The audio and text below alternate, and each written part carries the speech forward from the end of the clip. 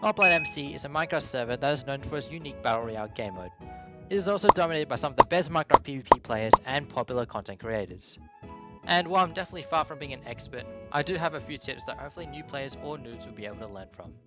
I've died 529 times, and with each kill, death, loss, or in some rare cases, actually win, I've definitely gained a lot of experience from this game.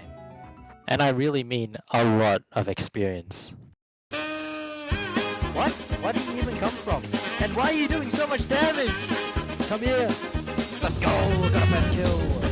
Oh my god, we won a team of 10. We won 33 kills the entire team.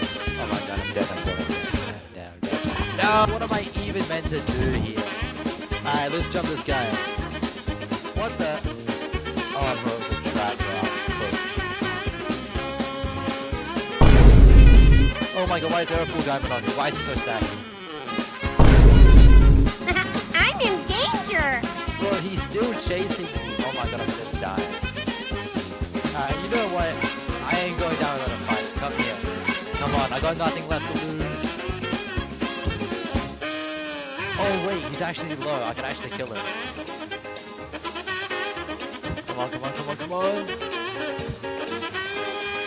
Oh my god, there's no way. I actually managed to kill him. And he has so much heals. I'm gonna be so stacked. Are you kidding me? In a regular Hoplite game, you start in pods facing the middle of the map. These can simply be just single pods if you're playing solo, or larger pods filled with around 10 other people in Civilization Royale. Since I'm a total coward and opt to play Civ around the safety of teams, we'll be mostly talking about Civ Royale. The start of the game is basically a traditional Hunger Games start, with a chessing cornucopia that can range to as good as notch apples, or as bad as 2 raw pork chops. However, PvP is immediately active for the first 2 minutes. While you do all start off with 28 hearts, if you're not careful, you can easily lose all of them. Something to note quickly, all regular Hoplite games are UHC, which means you can't regenerate naturally, so healing is restricted to only golden apples, regeneration pots, and other means. After the start, the mining phase begins, where PvP disables and you have 11 minutes to properly gear up for the real fights ahead. When mining for resources, try and find caves or structures that are not occupied by your teammates, or worse, enemies. When mining, you should always craft a smelted pickaxe. A pickaxe that instantly smelts whatever you mine, only costing 2 coal and 3 raw iron. It also counts as an iron pickaxe to help mine rarer minerals. There are also plenty of structures scattered around the map aside from cornucopia that have the chance to contain potential rare loot that can upgrade your gear by the time the war phase officially begins. Exactly 45 seconds before war phase starts, there will be a voting screen to vote someone to be king.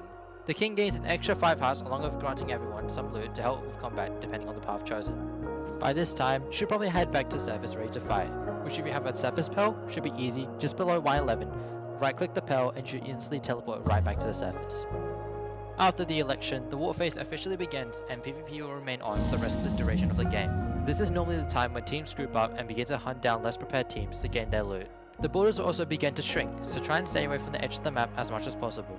All of your teammates are highlighted green once you get within less than 200 blocks from them, so it's easy to find where they are. You can also individually track each member using the team tracker, and you can switch by right clicking the compass. Assuming you and what's left of your teammates, if there are any left, survive the ordeal of the war phase, a countdown will start until deathmatch, counting down from 5 minutes once there are only 20 players left in the game. In deathmatch, everyone is teleported to a smaller enclosed map with only a few chests containing some diamonds or golden apples. The borders will eventually begin closing in until there's only one team left standing. And that's basically Hoplite in a nutshell. Now on to my questionable and unreliable strategies that may or may not work. Let's start at the very beginning of each Hoplite game. If you're planning on rushing mid, be sure that you have a good straight path to ensure you get a chance to take the better loot before someone else does. There can be at times when your path to mid may be obstructed, so it's sometimes better off to go in the opposite direction and loot other structures. In this game, I went to mid, but got pretty unlucky with the loot grab, as I lost a diamond and golden apple. However, I did get a pickaxe, which I used to craft some stone to craft an axe. If you do manage to obtain or craft the weapon and have decent armor, it wouldn't hurt to risk some fights. I would highly recommend opting for an axe over a sword, since it has more base damage. Since barely anyone would really have decent armor at this point, it normally takes around 5 to 6 axe crits to kill someone from full health. Sometimes, you don't have to be an insane PvPer, you can just play smart. For example, within this match, I managed to find 2 players where I managed to clean the fight and obtain 4 heads. There's no way. Oh, I just stole all of that. 1, 2, 3, 4 heads. Anytime during PvP, try not to wander off too far when chasing others. At least make sure you have a teammate or two to back you up when you get outnumbered. In this fight, I was outnumbered by 2 stacked players, but was bailed out by my teammate who had a powerful legendary weapon. This brought the fight to a 2v2, so I then healed and charged back in.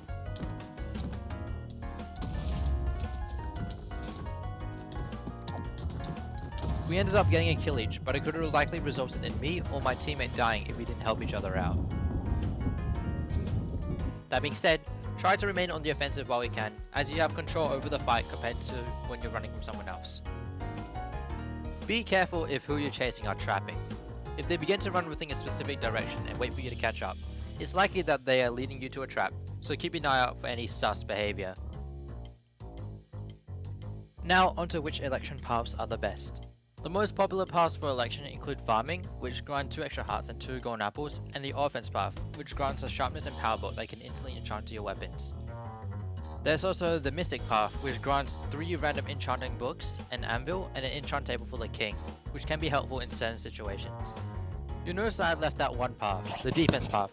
It's never really that good, it only grants protection 1 books, which you can easily get with an enchant table.